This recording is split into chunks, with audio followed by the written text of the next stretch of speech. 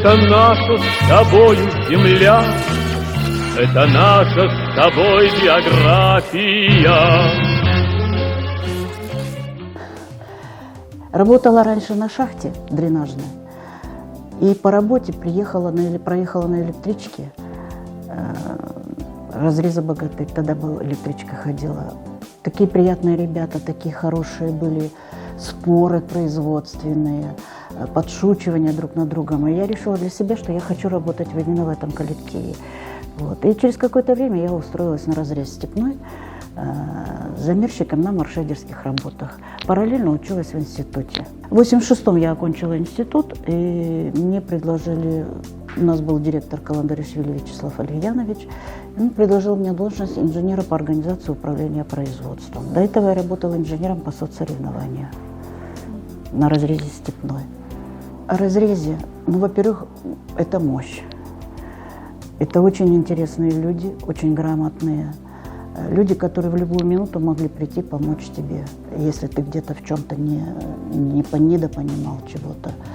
Если ты где-то что-то не улавливал, старались всегда помочь, вплоть до того, что оставались после работы и рассказывали тебе, как вот это должно быть.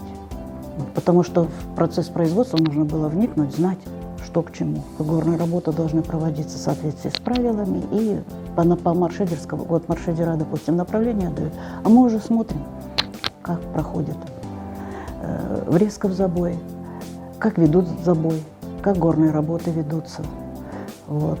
На отвалах как идет, как лоб забивать, мягко говоря, как идет отсыпка, так, не так, правильно, неправильно. Вот. Ну и плюс ко всему техника безопасности, соблюдение работает согласно паспорта, не паспорта. И разработка паспортов, разработка программ, это все входило в наши обязанности.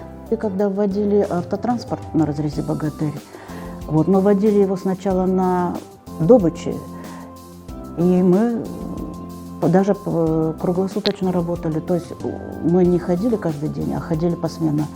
То есть в день, ночь, контролируя, как идет загрузка, как идет усреднение забоя непосредственно в забое, работают ли по карточкам. Ну, вот, смотрели контроль, где-то подсказывали, как работать. Как придумали хорошо. Допустим, что вот этот слоеный пирог, то есть делали, навозили уголь одного качества, потом другого, потом третьего. А в результате роторный перерабатывал, он слоеный пирог, а роторный перерабатывал вот так вот. То есть получалось усреднение прямо непосредственно в штабелях. Вот это было интересно посмотреть технологию. Все. Это наша с тобой география.